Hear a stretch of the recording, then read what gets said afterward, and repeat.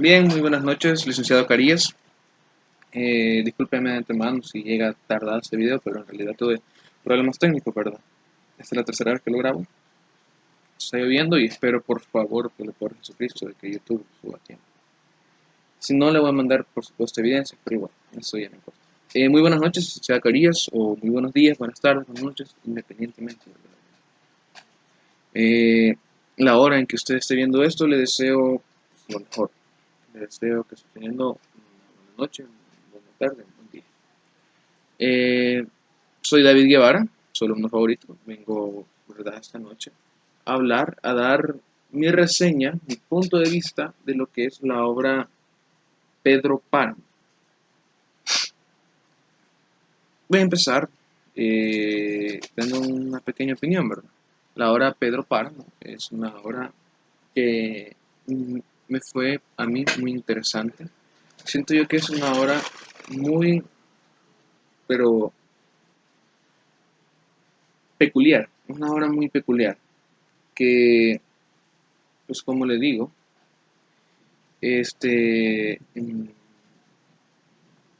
siento yo que pone a prueba lo que es la comprensión lectora, valga la redundancia, del lector. ¿Por qué? Porque en esta obra se ocupa lo que es el realismo mágico. ¿Qué es el realismo mágico? Como decía, ¿verdad? Eh, Esta obra, yo siento que en lo personal, ¿verdad? Como es una crítica, una reseña, siento que puso muy en práctica lo que fue mi comprensión lectora. Honestamente, yo me perdí muchas veces leyendo la obra. Eh, la leí completa y me pareció muy interesante. Es una obra que es muy interesante, como acabo de decir, que como dije anteriormente pone en prueba lo que es la comprensión lectora y que hace pasar un buen rato, la verdad. Es una obra muy profunda, ¿verdad? Voy a ser honesto, es una obra que me sacó sustos, me sacó varios sustos la obra cuando estaba leyéndola y me confundió. En realidad hasta ahora me confundió muchísimo. ¿Por qué? Pues esta obra se narra en primera persona y en segunda persona después, puesto que no solo cuenta la historia del protagonista Juan, sino que también la historia de Pedro Páramo. Y no es que la esté contando, por ejemplo, la primera mitad de la obra es la historia de Juan y la otra mitad es la de Páramo, viceversa. No, empieza a contarla de Juan en primera persona y después empiezan flashbacks eh, a lo que es la historia de, de Pedro Páramo. Y yo siento, ¿verdad? Siento yo que una, se tiene que tener una concentración un poco más de lo normal a la hora de leer esta obra. Se tiene que ver cada detalle, porque muchos pasajes, esta novela, disculpen, por favor, novela, es muy, como le explico, confusa, puesto que tampoco se especifica, ya pasamos a la historia de Pedro Páramo o seguimos a la historia de Juan. O sea, de un solo se empiezan a contar la historia del niño. Y sí, hay ciertas cosas que se identifican, pero las primeras veces sí es muy confuso cómo de repente sale un niño de la nada o cosas por el estilo, ¿verdad? De cómo el cambio de narrador afecta mucho, ¿verdad? O cómo no se especifican ciertos personajes hasta más adelante, ¿verdad? Que siento que es otra, se puede decir, magia de la obra. Y es que tampoco a la hora de contar sobre Pedro Páramo, pongamos, vamos a algo que siento que la obra cuenta la historia principal, que es la historia de Miguel, y cuenta la historia secundaria, que es la de Pedro Páramo. Pero ¿por qué no lo digo así? O sea, no lo digo con convicción, porque en realidad se centra mucho en la historia de Pedro Páramo. Y en verdad, este, es una historia muy importante para comprender la obra, así que se puede decir que están al mismo nivel. Sin embargo, a la hora de contar la historia de Pedro Páramo, no se cuenta en un orden lineal, no, se cuenta por partes y para nada ordenadas. Eh, pero como le digo, ¿verdad? Esa es la magia de la obra, que te atrae y te dice, sígueme leyendo, porque es muy interesante, porque en realidad la obra es muy interesante. Y con eso, pues uno sigue leyendo y sigue interesándose más en por qué pasó esto, por qué se murió este, cosas por el estilo, ¿verdad? Vamos a hacer un pequeño resumen de lo que es la obra. Eh, y después voy a dar en sí mi reseña, pero la voy a dar más concretamente. La novela, perdón, empieza con Juan, que está en el hecho de muerte de su madre, la cual le dice, hijo, ve al pueblo de Comala, es el pueblo en el que se desarrolla la historia, a buscar a tu padre. Tu padre se llama Pedro Páramo y hazle pagar caro por los años de olvido. No le pidas nada, solamente quiero que lo conozcas. Va, chico, madre, no hay pedo, dice. Entonces, llega y se embarca perdón, Juan en el viaje, ¿verdad? Es un desierto y para colmo están en agosto, es un calor insoportable como que está en San Miguel. Entonces, en el camino se encuentra Juan con otro personaje, un caballero que se nos presenta únicamente en esa parte de la obra. Y empiezan a hablar. Él le dice de que el Juan empieza a recordar las palabras de su madre y le dice y se recuerda que la madre veía al pueblo como un pueblo muy vivo. El pueblo de Comala lo veía como un pueblo vivo, como un pueblo verde. Y este señor pues le dice de que eso era antes de que Pedro Páramo, el cual era el dueño de todo eso, pues falleciera. Ahí es cuando nuestro protagonista se da cuenta que en realidad su padre ha fallecido. Y no solo eso, le dice, yo también soy hijo de Pedro Páramo, dice. Pero él no vive en el pueblo y se tiene que ir. Entonces le dice, ve con doña... Justo cuando se va a retirar, le dice, yo me llamo Fulgor, le dice, y tienes que ir en el pueblo, le dice, busca la casa, le dice, ¿dónde puedo encontrar posada? Busca la casa de doña Eduvíguez y dile que es de mi parte, le dice, y yo me llamo Fulgor, pero no le alcanza a decir lo que es el apellido, ¿verdad? Bueno, dice. Cuando entra en el pueblo se da cuenta de que el pueblo en realidad no era el pueblo colorido del cual le había hablado su madre. En realidad era un pueblo sombrío y abandonado, muy maltratado y con las estructuras destruidas, ¿verdad? Y más parecía un pueblo fantasma. Incluso cuando él iba caminando, se encuentra con una señora que solamente la vio por un momento y esta desapareció. Sin embargo, le alcanzó a preguntar dónde se encuentra la casa de doña Eduvíguez. La señora, sin decir nada, simplemente señala el camino hacia la casa de doña Eduvíguez y él se va, muy despavorido por la presencia de esa señora que no se sabía quién era. Y llega a la casa, ¿verdad?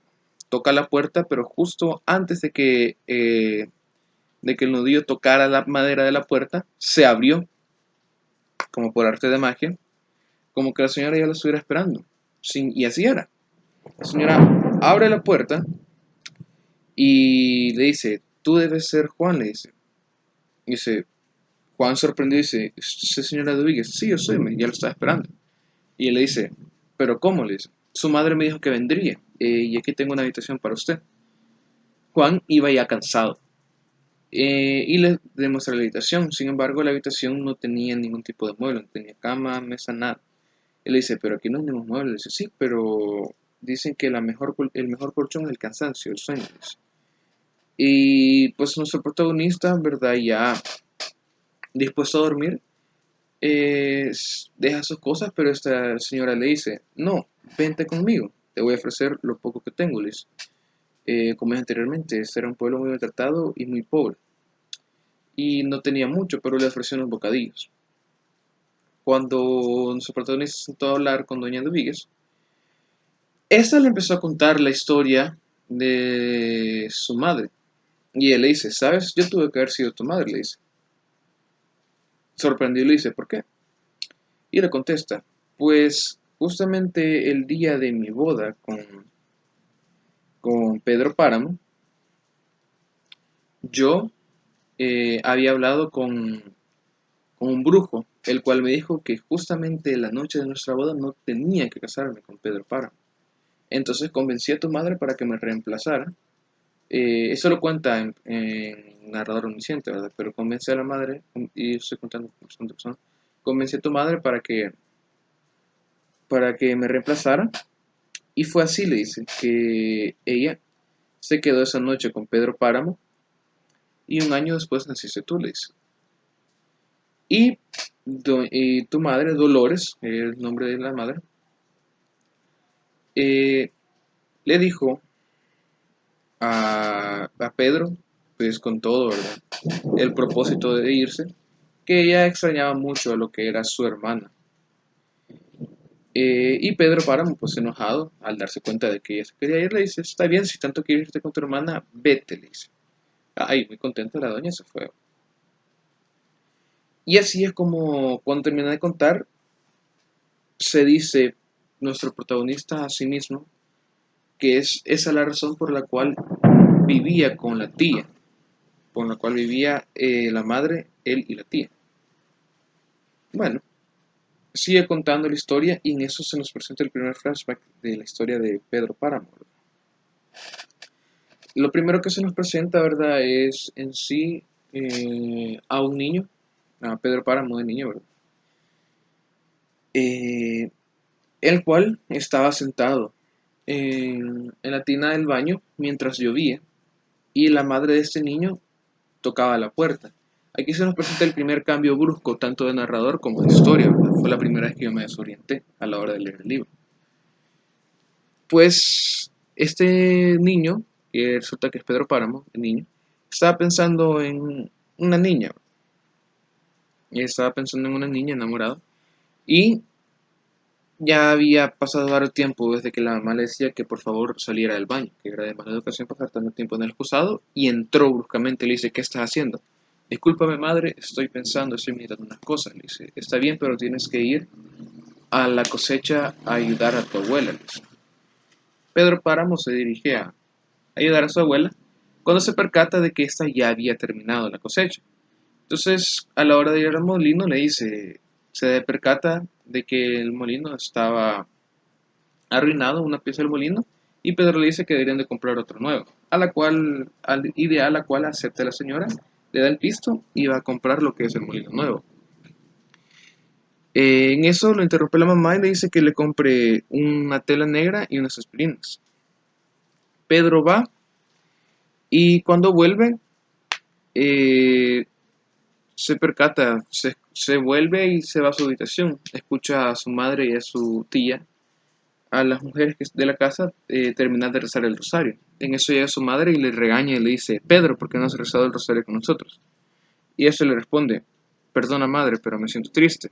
Cuando Pedro dijo esto, fue la madre la que se soltó a llorar. Entonces volvemos a la historia, ¿verdad? Volvemos a la historia y después de esta charla un poco extraña con la señora, se describe a la señora, ¿verdad? Doña Eduvíguez como una señora ya golpeada por la edad con un vestido tipo holandés blanco. Nuestro protagonista se recuesta en el suelo dispuesto a dormir, pero se despierta por unos alaridos, ¿verdad? En eso, nuestro protagonista es interrumpido, o sea, se termina de despertar. Se despierta cuando se nos presenta un nuevo personaje, señora Damiana Ciceros.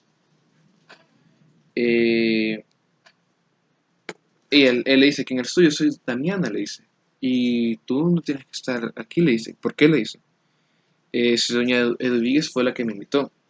Y ella le responde, eso no puede ser porque doña Eduvíguez murió hace ya tiempo. Se nos presentó anteriormente en el flashback, ¿verdad? Lo que fue una escena donde el padre está arrepentido por no haber rezado por el alma de uno de los hijos de Pedro Páramo. Y en eso llega una señora a pedir por el alma de su hermana, doña David, la cual se había suicidado. Se nos muestra ese flashback y volvemos a la escena, ¿verdad? Entonces se va, ¿verdad? y le dice que en ese cuarto, en esa habitación, ya se había suicidado una persona anteriormente. Deduzco yo que por eso fue que se escucharon los alaridos, ¿verdad? Entonces, cuando ya van en el camino, esta le dice, vamos, te voy a llevar a la hacienda Media Luna, que es la hacienda, la hacienda que pertenece a Pedro Páramo. Él la sigue y ella le empieza a decir, tú tienes que desconfiar de este pueblo, le dice. En ese pueblo le empieza a contar, justo cuando tu padre, Pedro Páramo, se fue, cuando él murió, la pobreza golpeó ese pueblo y muchas personas se fueron. Y las que no se fueron han muerto y las pocas que han quedado no alcanzan para rezar por las almas que dejen este purgatorio. Pues son tantas personas que han muerto que no se alcanzan los ruegos de las pocas personas que siguen vivas. Tiene que desconfiar de cualquier persona que veas, puede que no esté viva, le dice. En esto, nuestro protagonista para y le pregunta, ¿tú estás muerta?, le dice. A lo que justamente cuando eso le preguntó, la señora quedó callada y desapareció.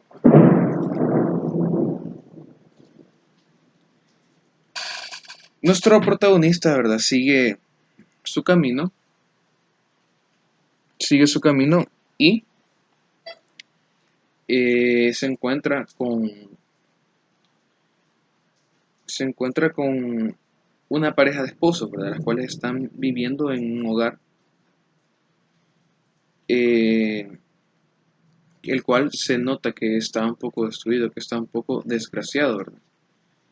Ya el protagonista, con mucho miedo de ese pueblo, entra porque le ofrecieron posada y le pregunta a la pareja que están ahí, ¿ustedes siguen vivos? El esposo, muy testarudo, le dice que está loco y la señora, la esposa, le dice, tranquilo, le dice, con una mirada dulce y tierna, él simplemente está asustado, le dice. Le ofrecen donde quedarse y empieza a tener ataques de miedo esa misma noche, ¿verdad?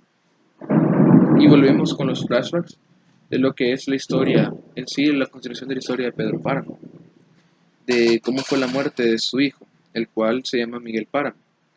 Se nos cuenta cómo fue que llegó Miguel Páramo a los brazos de Pedro. Y es que una de las amantes, al tener a Miguel Páramo, murió. Entonces decidió Pedro hacerse cargo. Y el padre, el cual fue el que le entregó el niño, brindó con él por la vida del niño. Pero el niño creció para ser un niño de malas andanzas. Incluso se le incriminaba de la muerte del hermano del padre. Cuando le preguntaban a Pedro Páramo, este decía que él solamente era un niño y de que no tenían por qué acusarlo de esta manera, de que él no le iba a corregir porque eso era un joven. De ahí se nos cuenta cómo este muere, el cual cayó de la montura de su caballo. Su padre, pues enojado, eh, Pedro Páramo, su padre enojado, pues intenta descubrir quién fue quien lo mató, pues él piensa que fue un asesinato. Pero descubre que simplemente fue un accidente y piensa que está pagando los pecados por no haber corregido bien a su hijo. De ahí volvemos a lo que es la historia normal. Y eh, nuestro protagonista esa misma noche empieza a tener escalofríos. Y en esa noche pasan un par de acontecimientos. El esposo va en busca de un ternero, el esposo de la pareja en la cual se había quedado, y la esposa piensa que él no iba a volver. Sin embargo, cuando él fue a visitar la plaza, cuando Juan, el fue a visitar la plaza, se percató de que él sí había vuelto. Volvió a la casa con escalofríos, pensando que estaba enfermo, y lo mandaron a dormir en la cama. Sin embargo, no era ningún tipo de enfermedad, sino que era miedo lo que él tenía.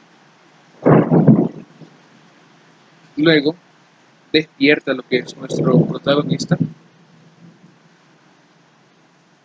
despierta a la par de una señora, ¿verdad?, la cual le empieza a contar sus desventuras. En estos nos percatamos de que nuestro protagonista ha muerto y está enterrado junto a una señora, ¿verdad?, la cual empieza a contar sus desventuras. Le cuenta cómo ella pasó el resto de su vida buscando un hijo que ella nunca tuvo, puesto que tuvo 2 sueños, a los cuales ella misma denominó sueño maldito, es sueño bendito y el sueño bendito.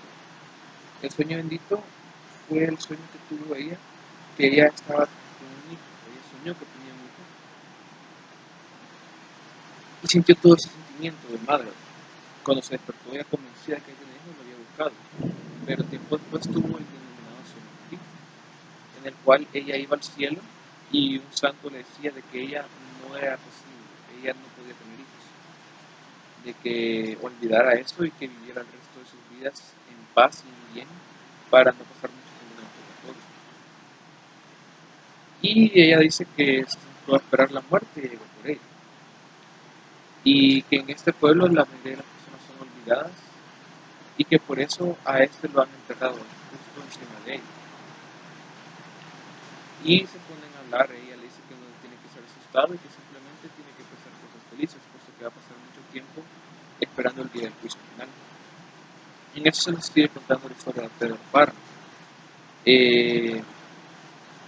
La novela está ambientada en lo que es la Revolución Mexicana y se cuenta, ¿verdad?, cómo jinetes eh, hacen tratos con Pedro Páramo, el cual les ofrece, el cual pues consigue hacer un trato con los revolucionarios, ¿verdad?, el cual es que le iba a dar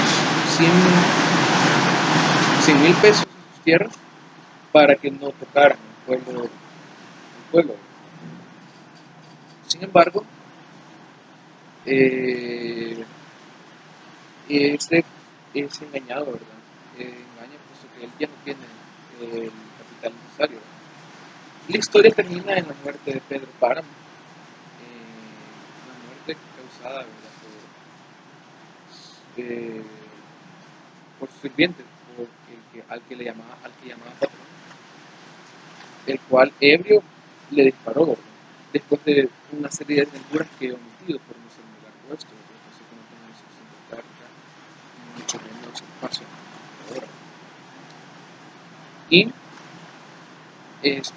unas desventuras que se podría mencionar: Pedro Páramo, favorito, mata a todas las personas en una boda, por ejemplo. Ahora vamos a dar la crítica a la obra. Yo empecé leyendo la obra, la leí completa, me pareció muy interesante, pero como anteriormente este video fue muy confuso.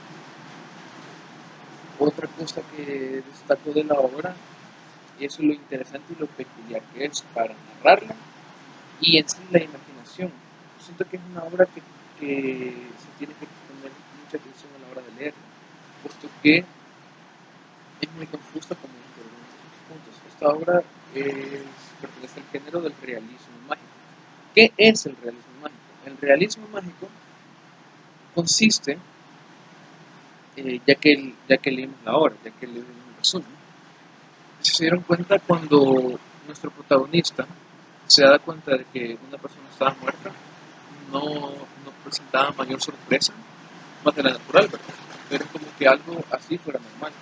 Y eso es lo que diferencia lo fantástico del realismo mágico. De que en la fantasía el protagonista, las cosas fantásticas que le pasan, el protagonista dice, esto no puede estar pasando. En cambio, en el realismo mágico es un movimiento literario en el cual las cosas fantásticas que pasan son cotidianas en la vida. Son algo que es muy cotidiano en el diario vivir. La obra está ambientada en lo que es, como anteriormente, la Revolución Mexicana. Es una obra muy importante del folclore mexicano. Y es una obra que me pareció muy interesante. Sí, la leí, como dije, puse muy a prueba lo que es mi comprensión lectora. Tuve que ponerle mucha atención a la obra, tuve que leer muchas páginas otra vez y otra vez para poder entender bien la obra, ¿verdad? Además de que se nota lo coloquial y lo tradicional plasmado en la obra. A la hora de imaginar los escenarios, para mí era una experiencia bonita imaginarlos, porque a mí siempre me ha gustado todo eso de que la arquitectura colonial o lo tradicional en un pueblo, en una familia.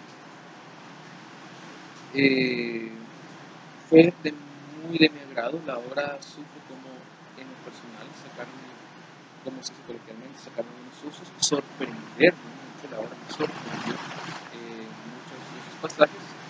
Y en sí, es una obra en lo personal muy recomendada, es muy bonita en sí lo que es el arte de la obra. Esto es lo que es una novela, es una obra de arte que se tiene que disfrutar. Y yo la disfruté mucho. Esta obra la leí en 2 días por falta de tiempo. He de confesarlo, no fue de calidad, porque pude haberla disfrutado un poco más. Pero en sí la obra es muy bonita. Tiene una película también mexicana, antigua por supuesto.